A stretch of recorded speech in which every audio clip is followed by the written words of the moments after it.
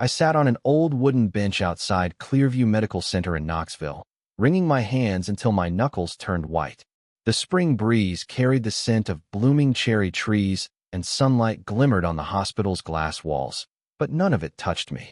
Somewhere beyond those walls, in the ICU, my husband Michael Turner was fighting for his life against something we never even saw coming. People walked past with soft, ordinary conversations, and for a second I wished I could be one of them. Just some woman enjoying a warm afternoon, laughing about dinner plans or garden ideas. But that version of me didn't exist anymore. My world had shrunk to one hospital bed and the constant beeping of machines. Michael used to be unstoppable, working 12-hour days in his woodworking shop and still coming home with enough energy to cook dinner and ask me about mine. He made the ordinary feel magical and somehow convinced me that everything would be okay. He was my anchor, and watching him fade felt like sinking in quicksand. Just 6 months ago, we were planning vacations we couldn't afford yet, dreaming about the kids we hoped to have someday, maybe even a dog. Then one night, he came home pale and exhausted. He said it was just a long day, but the fatigue never left. It got worse. Then came the unexplained bruises and the nights he struggled just to breathe. The doctors finally said the words, autoimmunoplastic anemia star. His immune system was destroying his bone marrow. A stem cell transplant was his only real chance. I tried to stay strong, holding his hand and whispering that we'd get through it, while I cried alone in the bathroom every night, because I knew what he wouldn't admit. He had no family. Michael grew up in foster care, never knew his parents, didn't even know if he had siblings. Without close relatives, the chance of finding a donor was almost non-existent. We joined the National Registry anyway, but the doctors were blunt. The wait could be months or even years. And Michael didn't have that kind of time. He tried to keep my spirits up, joked about hospital gowns, even teased that if his hair fell out at least he'd see what he'd look like bald. Late at night, when he thought I was asleep, I heard him whispering prayers, not for himself, but for me. One afternoon the doctor pulled me aside and said quietly, "Emily, we're running out of options." I'd seen death before, as a nurse, but nothing prepared me for the thought of losing him. I walked out into the courtyard, desperate for air, and overheard 2 hospital employees talking. Asterisk, you know that guy in ICU? Turner? He looks just like this man who lives out in Pine Hollow. It's crazy, same face. Asterisk. My heart slammed in my chest. Pine Hollow was a small mountain town a couple hours east. Could it really just be a coincidence? Or could he actually have family out there? For the first time in weeks, I felt something I hadn't dared to feel. Hope. That night, I barely slept. The next morning I filed for emergency leave, kissed Michael's forehead, and whispered, asterisk, just rest. I'll be back. Asterisk. Then I drove.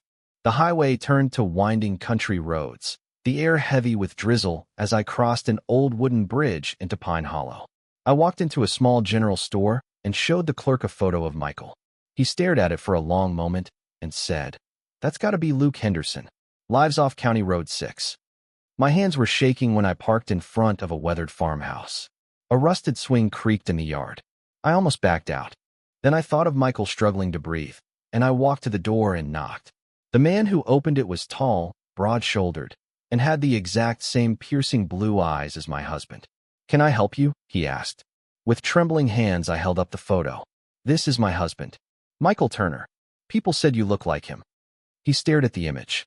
His expression shifted from confusion to disbelief, to something like pain. "Well, I'll be damned," he murmured. "Who are you?" "Emily," I said. "I'm his wife." A long pause. Then quietly, "I think he might be my brother."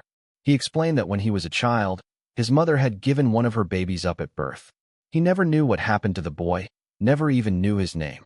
My eyes filled with tears. Michael has spent his whole life thinking he was completely alone. Luke stood up, as if the decision had already been made deep inside him a long time ago. "I'll do it," he said. "If I'm his brother and I can save him, I don't need to think about it." That same night, Luke drove behind me all the way back to Knoxville through the rain. When Michael opened his eyes and saw Luke standing in the doorway, he stared at him like he was seeing a ghost. Luke stepped forward, voice shaking. "I think I'm your brother." Tears filled Michael's eyes. "My brother?" They reached for each other without another word. The tests were rushed. When the hematologist came back with a relieved smile and said, He's a strong match. I almost collapsed. Luke simply nodded and said, "Then let's get started." The transplant went smoothly. Michael's color slowly returned. Luke slept in an old chair outside his room and never once complained. One evening he stood at the glass, staring in quietly, and said, almost to himself, "He's really my brother." Weeks passed. Autumn settled in. Michael took his first steps outside, breathing in cool air and whispering, "I forgot how good fresh air feels." A week later, he was discharged. Luke followed us home in his old truck. The little cedar house felt different now, like it had always been waiting for this reunion. Sunday dinners became a tradition. Michael and Luke sat on the porch sharing memories, piecing together a life they never shared.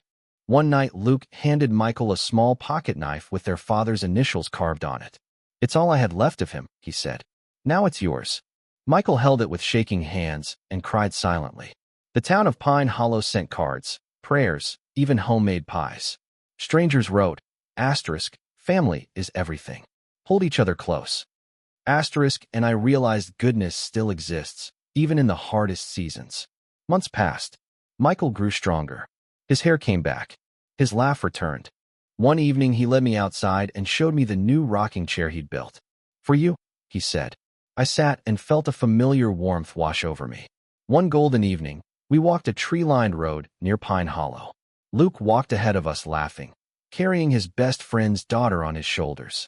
Michael squeezed my hand. "I used to think being an orphan meant I'd always be alone," he said quietly. "But I was wrong. I have you, and now I have him too." I smiled through tears. Family isn't always about blood, Danny, but sometimes it is, and when it is, it's beautiful. That night we sat around a small bonfire behind Luke's house. The flames flickered softly over our faces. I rested my head on Michael's shoulder, listening to Luke tell a story from their childhood, and I thought, this is it. This is what healing feels like. Our story began in despair, but it didn't end there.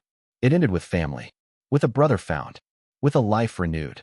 And just as I closed my eyes, Michael's warm hand in mine and the fire crackling beside us, I understood something powerful. Sometimes life gives you exactly what you need, just when you're about to lose hope.